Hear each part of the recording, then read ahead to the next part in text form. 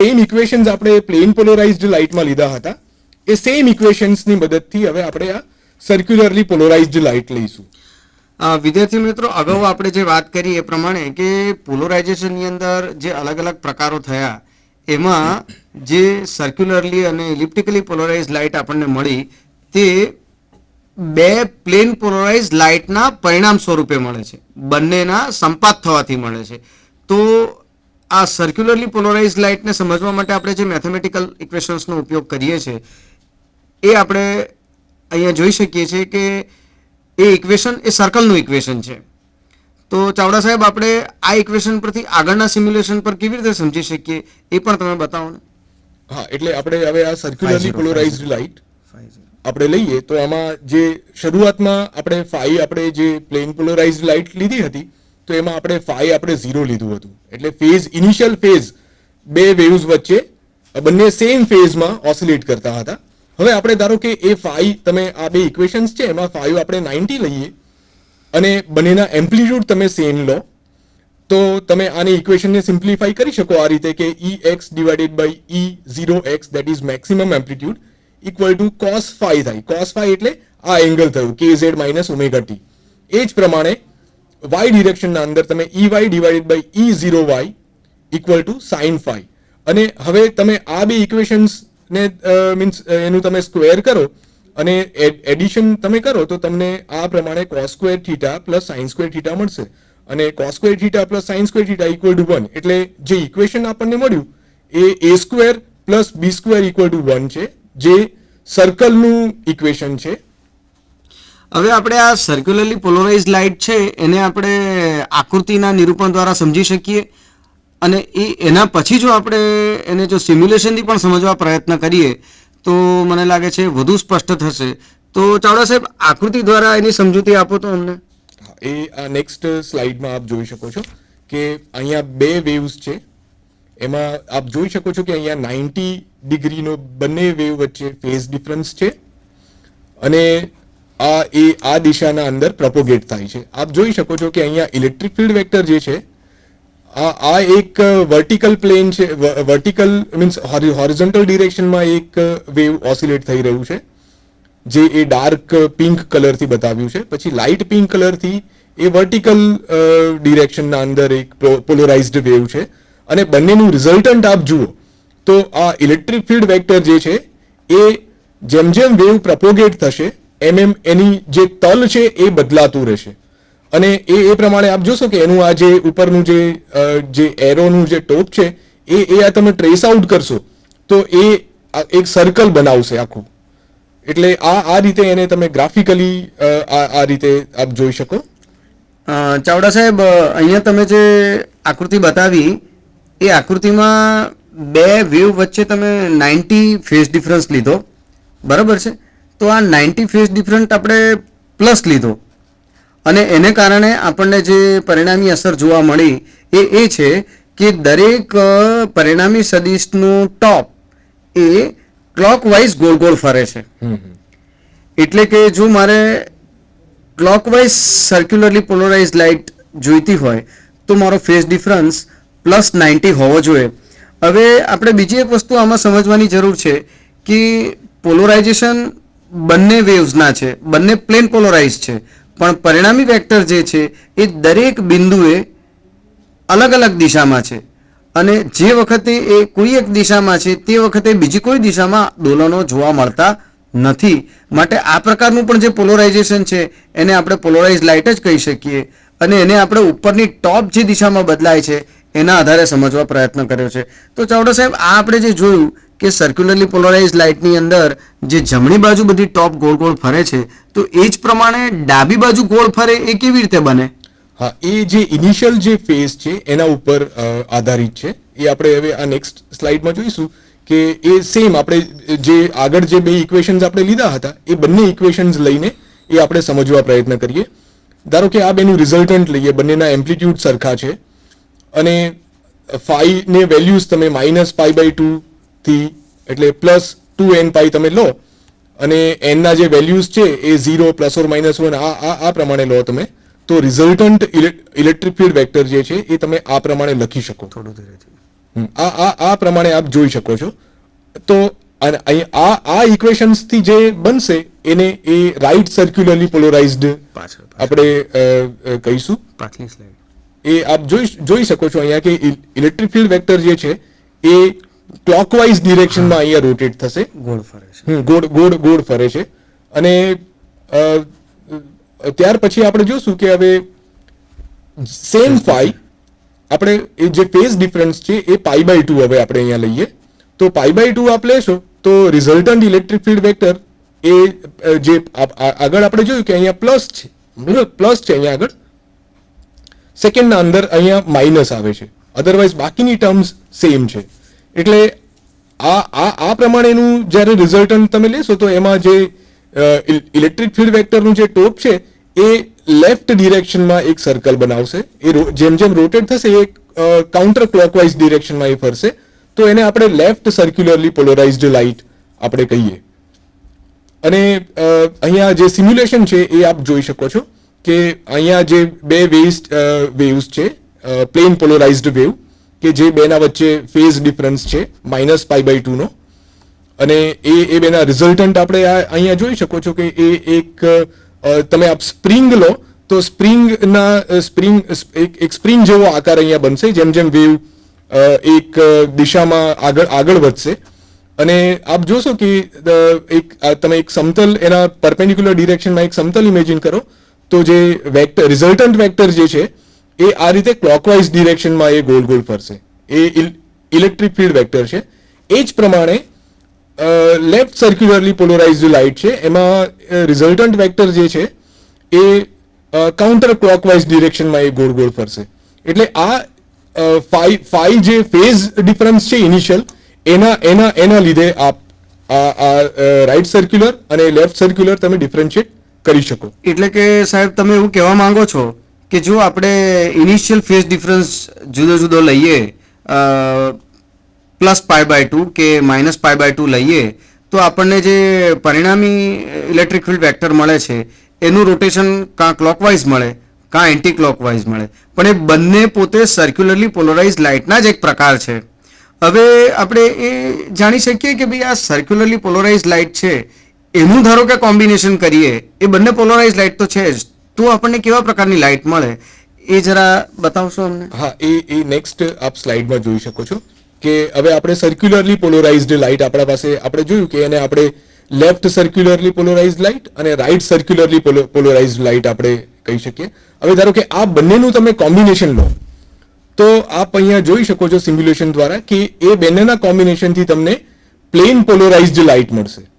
હવે એમાં કન્ડિશન એ છે કે જે એમ્પ્લિટ્યુડ્સ છે જે રાઈટ સર્ક્યુલરલી પોલરાઇઝ્ડ લાઇટ અને લેફ્ટ સર્ક્યુલરલી પોલરાઇઝ્ડ લાઇટ એના એમ્પ્લિટ્યુડ સરખા હોવા જોઈએ.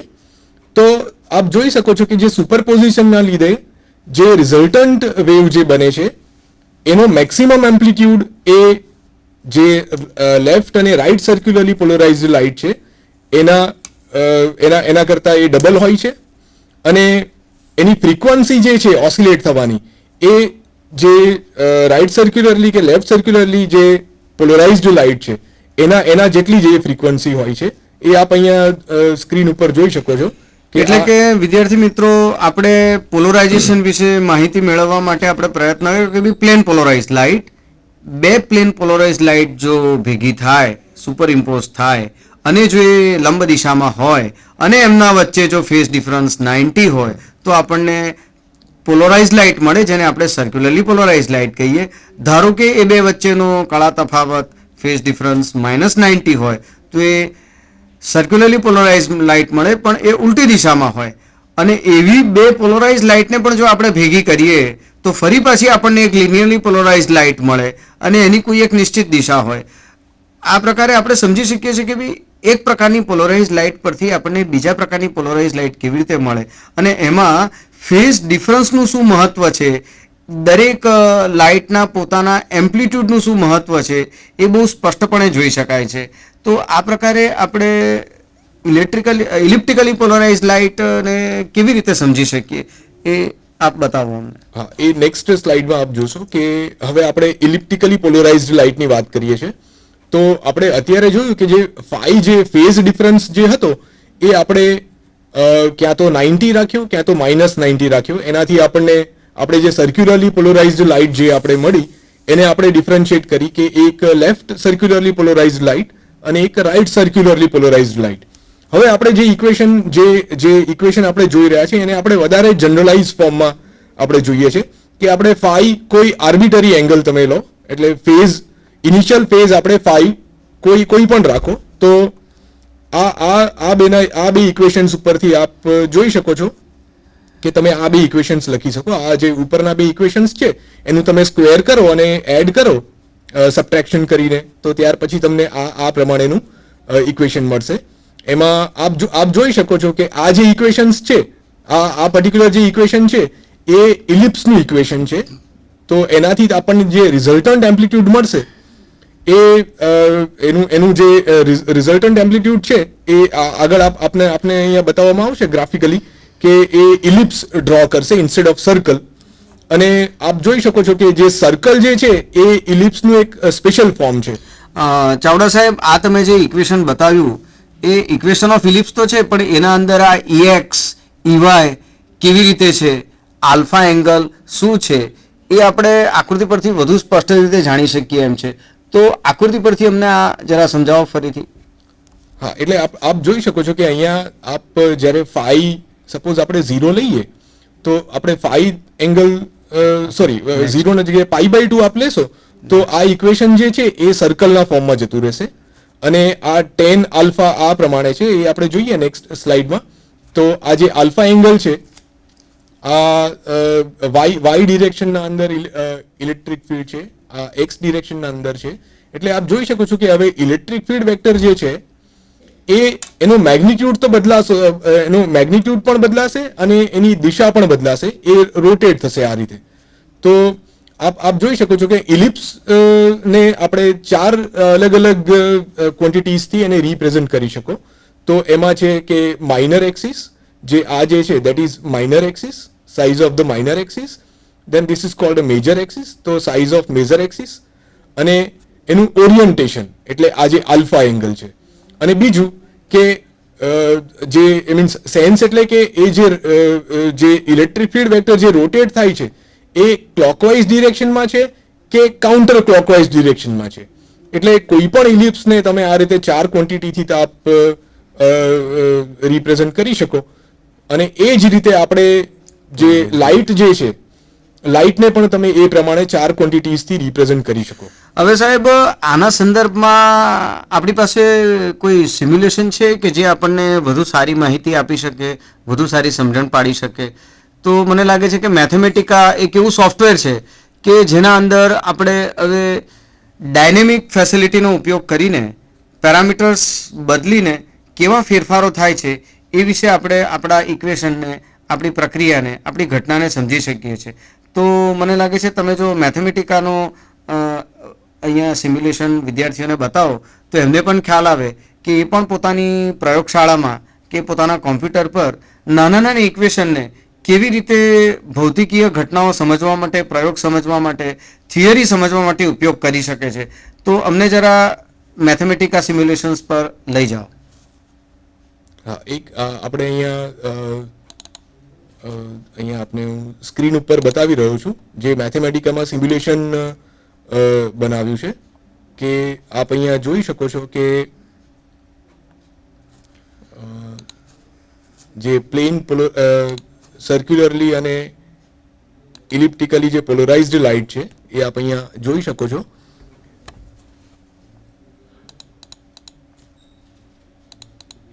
આ સ્ક્રીન ઉપર આપ જોઈ શકો છો કે એમ્પ્લિટ્યુડ આપણે 2 રેઝના વચ્ચે આપણે 1 રાખીએ. અહીંયા આ તમને આ જે બ્લુ અને જે રેડ આપને જે આપ જોઈ રહ્યા છો એ પ્લેન પોલરાઇઝ્ડ લાઇટ છે અને એમના વચ્ચે ફેઝ ડિફરન્સ છે. આ ફેઝ ડિફરન્સ પણ અહીંયા આપ ચેન્જ કરી શકો છો. આપ અહીંયા જોઈ શકો છો આ જે આખો જે પ્રોગ્રામ છે એ મેથેમેટિકામાં બનાવ્યો છે. અને ટાઈમના સાથે હવે આપ જોઈ શકો છો કે અહીંયા આગળ ઇલેક્ટ્રિક ફિલ્ડ વેક્ટર જે છે એક સર્કલ ફોર્મ કરશે. આપ અહીંયા જોઈ શકો છો કે પાઈના ડિફરન્સના લીધે ને એમ્પ્લિટ્યુડ અહીંયા 1 છે. હવે આપણે આ પાઈના જગ્યા પર તમે કોઈ પણ વેલ્યુ આપ એ કરી શકો. આપ અહીંયા જો સ્ક્રીન ઉપર જોશો કે હવે આને હું ધીરે ધીરે આની વેલ્યુઝ હું વધારી દઉં. ઇન્સ્ટેડ ઓફ π/2 હવે એને આપણે એનાથી પણ વધારે કરીએ તો આપ અહીંયા જોઈ શકો છો કે હવે આ સર્કલ નથી પણ હવે આ ઇલિપ્સ ફોર્મ કરે છે. એ આપ અહીંયા જોઈ શકો છો. અને એમ્પ્લિટ્યુડ પણ આપ બદલો તો એમ્પ્લિટ્યુડ બદલવાથી પણ આપણને એ ખબર પડશે. આને આપણે સેમ π/2 કરી દઈએ અને આપ અહીંયા જોઈ શકો. ધારો કે હું એમ્પ્લિટ્યુડ હવે અહીંયા ચેન્જ કરું. હવે આ સર્કલ જ છે અહીંયા. હવે એમ્પ્લિટ્યુડ હવે ચેન્જ કરવાથી શું ફરક પડે છે એ આપણે જોઈએ. તો આપ જોઈ શકો છો કે એમ્પ્લિટ્યુડ બદલવાથી પણ જે સર્કલ છે સર્કલના જગ્યા પર હવે અહીંયા આ જે ઇલિપ્સ ફોર્મ કરે છે. એ જ પ્રમાણે હવે આપ જે ફાઈ અને એમ્પ્લિટ્યુડની અસર આપ અહીંયા જોઈ શકો છો. આપ અહીંયા આ જે સિમ્યુલેશન છે એના અંદર આપ આ પ્રમાણે એમ્પ્લિટ્યુડનો રેશિયો એ વેરી કરીને અહીંયા આપણે રેશિયો લીધો છે x direction amplitude in x direction divided by amplitude in Y direction. અને આ ફાઈ છે ઇનિશિયલ એંગલ. જ્યારે ઇનિશિયલ એંગલ ધારો કે આપ પાઈ કરો